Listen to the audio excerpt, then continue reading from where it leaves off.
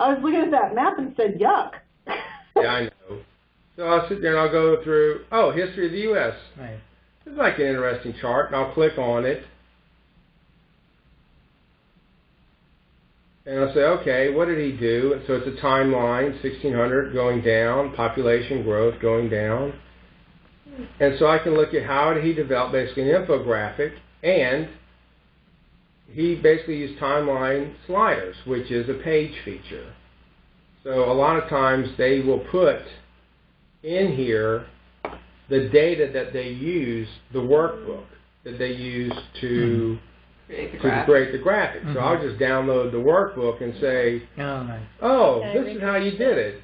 Like for instance right here, he says download. So I download the Tableau workbook,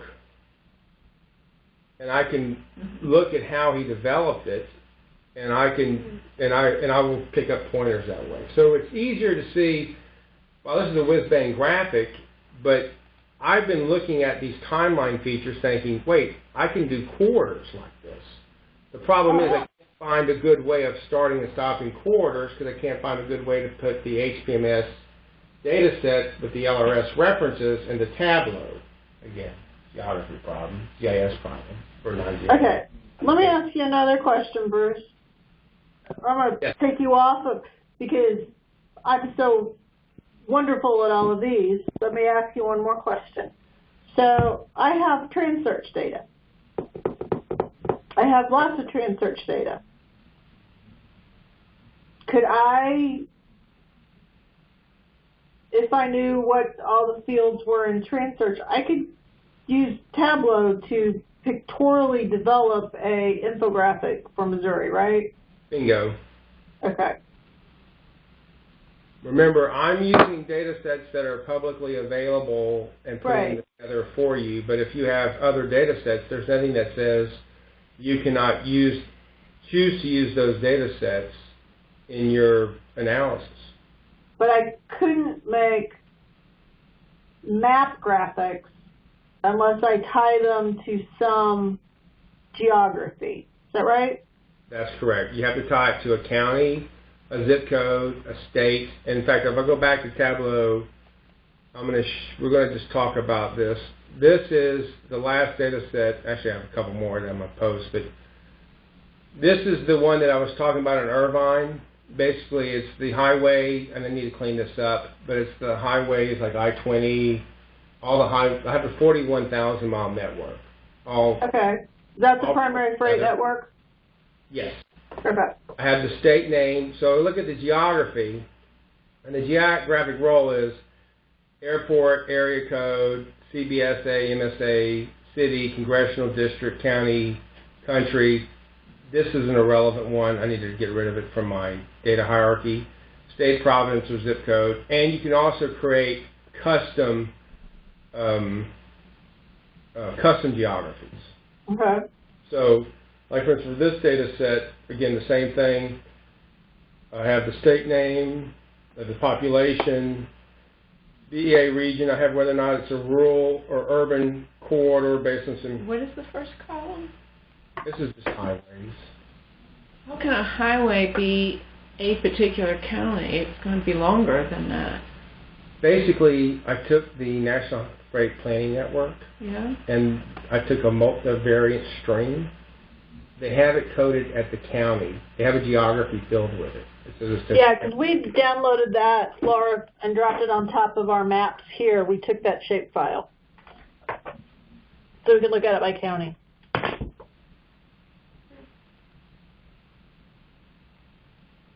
I just want to say, like, take Interstate 10. That's not one county. That's thousands of counties. But the data set is at a link level, and the link level is within a county. Oh, so it's segments of the highway. Yes, it's not the entire highway. Oh, highway segments. Yes. Okay. So what you can do is I'll go through that later on. Okay. And so, for instance, state name, county, year, population. Okay. This rural-urban continuum, because again, this focus on urban development's a real issue, rural-urban development. And these are some codes that USDA has developed on how much rural something is or isn't. And if we look at the aliases, this is the categories. It's counties in areas over 1 million population all the way down to completely rural or less than 250 urban population not adjacent to a metro area.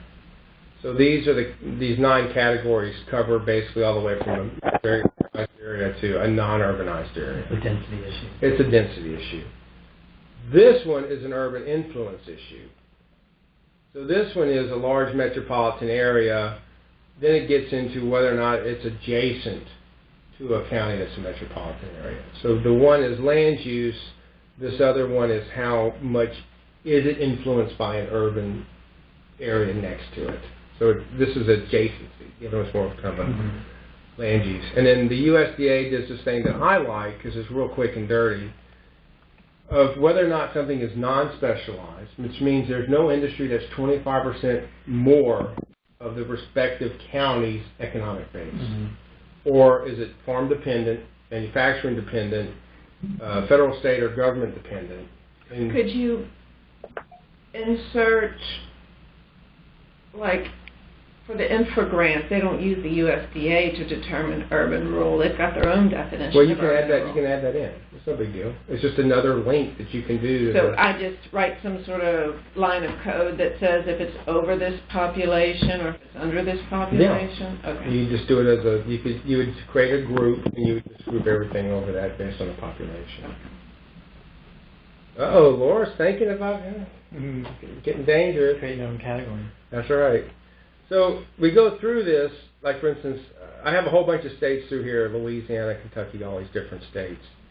So I have no idea what this first one's going to look like. Okay, this is basically all the states in the country by basically their geography. And if we zoom in, so we look at this as the whole U.S., we go, okay, we just want to zoom in to the delta.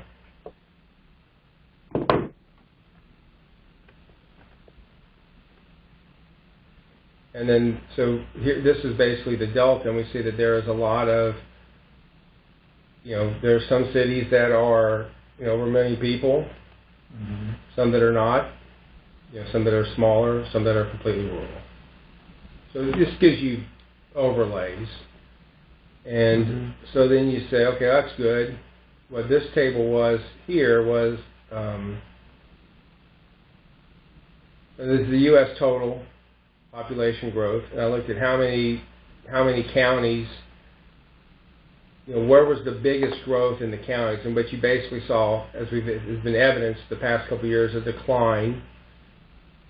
If it's orange, it's a decline. If it's a darker blue, it's an increase. So basically what you saw was this continued drop of the rural population, which people have been talking about for the past few years, does show up here. And there's some modest growth, but not enough to really say anything. But you do see where this urban growth has occurred, and even though it's never really declined. I don't know what the null is. I'll have to go back and look. But if I wanted to say, well, I'm interested in just one state, I can take the state here and say, okay, we're going to do Louisiana.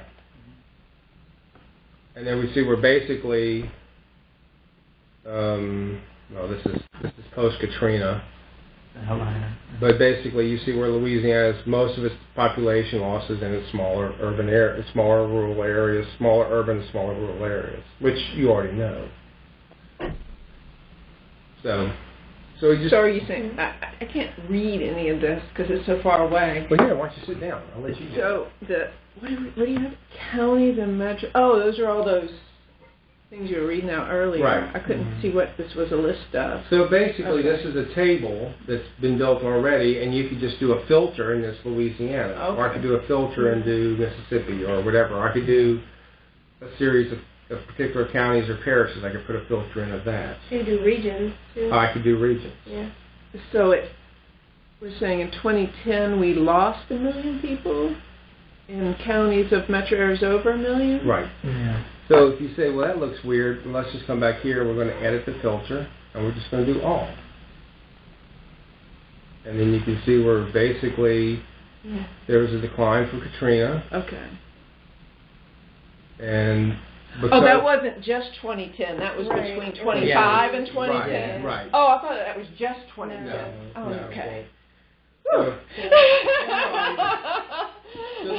but then you brought up a good point, Laura. Is when you look at a table, you have to understand. Yeah. What's in the table. And people kind of it should have said the column heading should have been 26 through 2010 or something. Yeah. Right. And the column headings are misleading. Right. Well, no, it's one of those things. I was just putting this together, but again, it's that's what you're saying. Yeah. Okay. And when we go back to this, and yes, I should say changing rural counties. I should have, 5 years. Based on previous year. It's only 5-year increments. 5-year increments from 2000 to 2010, and so that way 2014 to 2010, and then 2015. 2014? Yeah, because what happens is basically the number is, the color is based on the change of population that is based on the difference from the previous year, the previous data point. So that's how I did this. So I came here, I said the previous data point was this. That's the difference between 2005, 2007, the previous data point. Okay. Right. So that's why I was showing you, I was trying to hold this off to later, because this is again another smaller data set, but if you start looking at the features off of this pill, when you right click anything in the marks number and you start going to these quick calculations, totals, editing in the shelf, you can get these type of real quick measures that again help you look at your story. So like here's the county population, this is Kentucky, and this is simply, I identified the code, which code is it, and did the same thing. I don't know why I'm going to grab it. So basically, this county has, its urban is a large metropolitan over 1 million people, and this is its population. And so if you notice, the color is different because it's Laurel County would show up. Henderson County. So the color scheme is the county name. That's what this is. Okay. So if you're going to build a series of dashboards that would be clickable by county, then you'd have to put that county as a clickable element in there. And this is a dashboard. Again, this is just showing, here's a county, simply a county overview, and here again, this is another county map, same thing. If I didn't like this, I could always come back to your state name, I can edit it, and I can call it, just do Missouri, take out this, we do apply, and now I have Missouri with all the names. And then I can look at the county trends. Again, I could come back through here and say, I'm just going to make it Kentucky, Missouri all the way across the board, apply to all the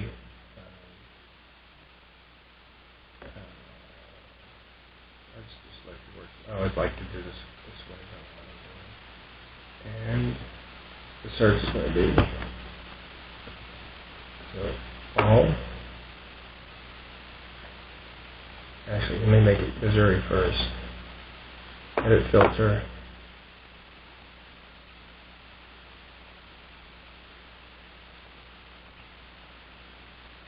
And then I'm going to apply to all.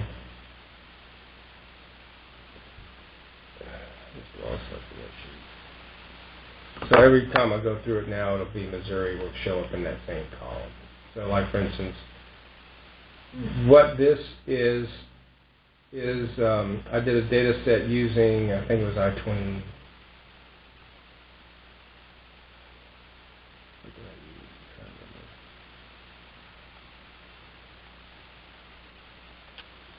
I took an interstate route and I selected it, show the filter. Okay, everything that was had 64 in it, Interstate 64. You selected all the counties that contained a segment of 64? Right.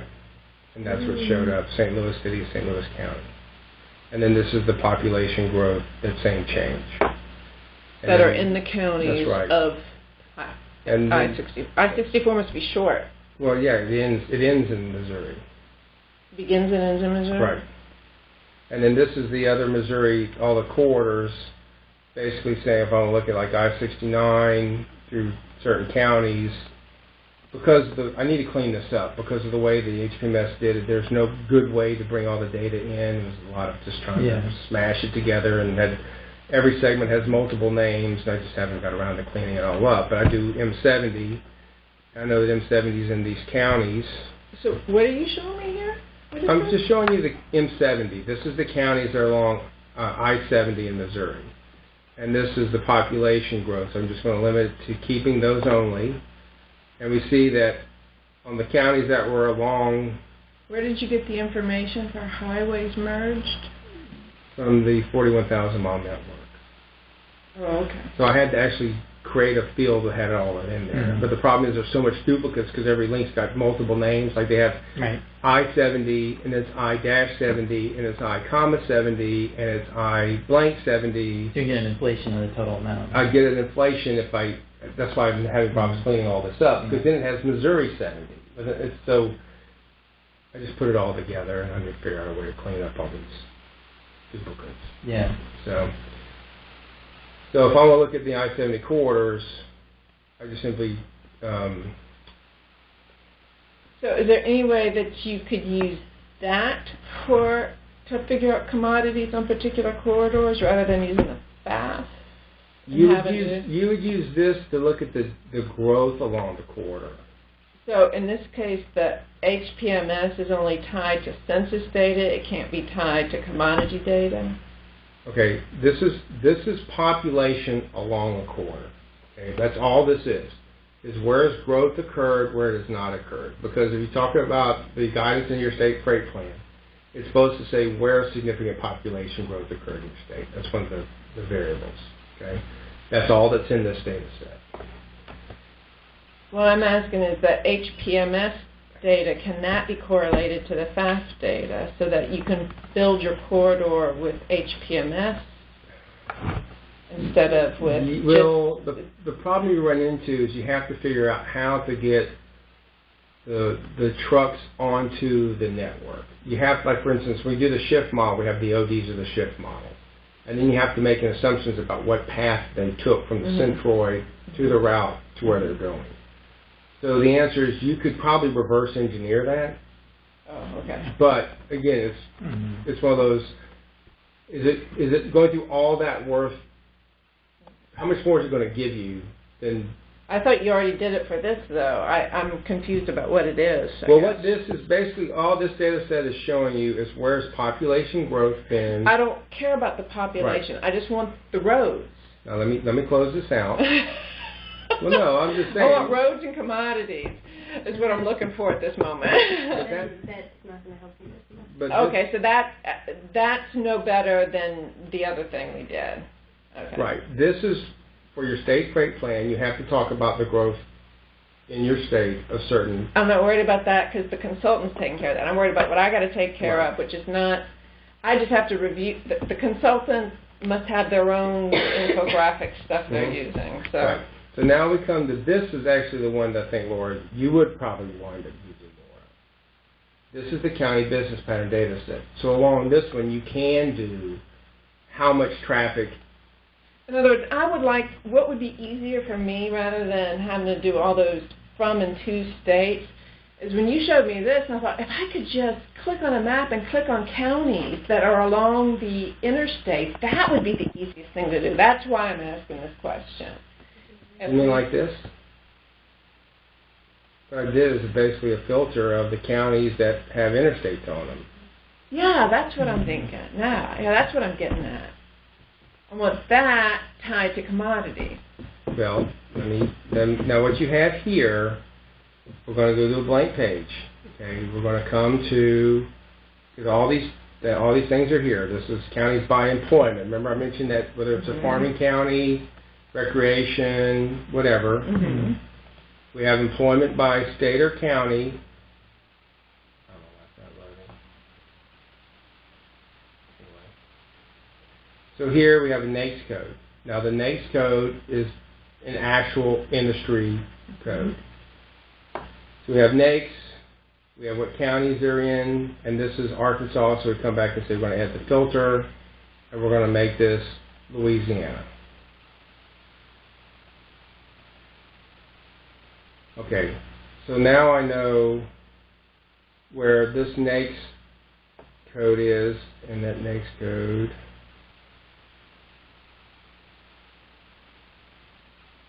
it's already there. And that, so it's basically, this is where the NAICS code is, which is basically timber operations, forestry operations, things of that nature. We have key industries in the state. And so what I did here was I simply said, I'm going to go to state, I'm going to put a filter in. And so I put a filter in for just for Louisiana. And then I also put another filter in for the counties. I'm trying to remember where I did the counties. Oh, here it is. So I just selected the counties that I wanted to select. Mm-hmm.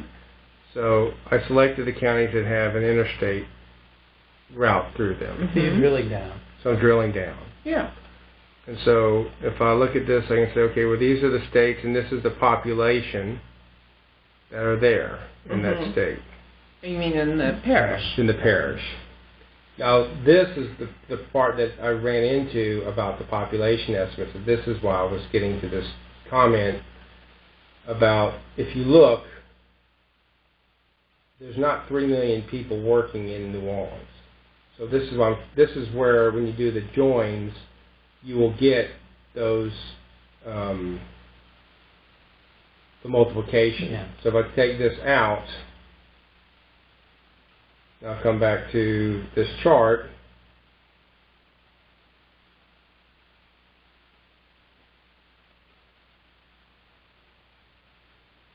Refresh. Refresh. Gotta refresh everything,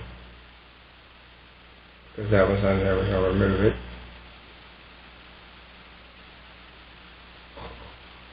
What did you remove? There's by adding the population, it creates the multiplier. So here's Louisiana, and then add the state back to it. I don't know why I said it.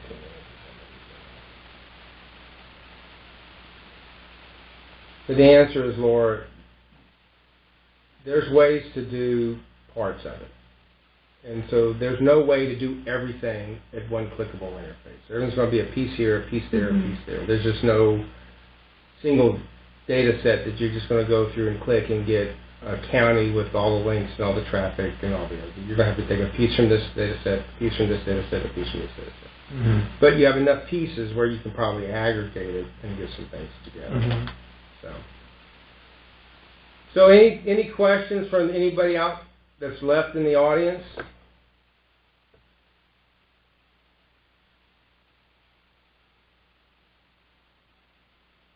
I'm not quiet. Even Cheryl left.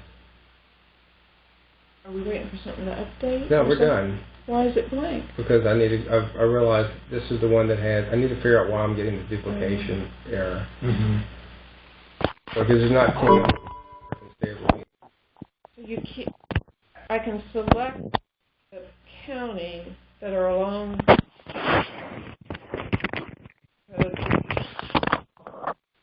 industries. It gives you industries. Industries, okay.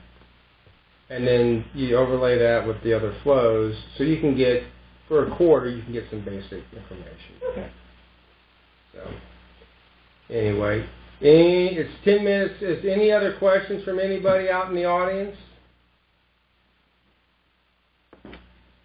Okay. Well, I think we're done, Laura, with this one. I'll go ahead and wrap it up. Thank you for your patience, Bruce. Well, no, I'm sure tomorrow will be a much better presentation. Well, tomorrow is not the same thing. It is. Oh, it's the exact same thing? Yeah. Do it again.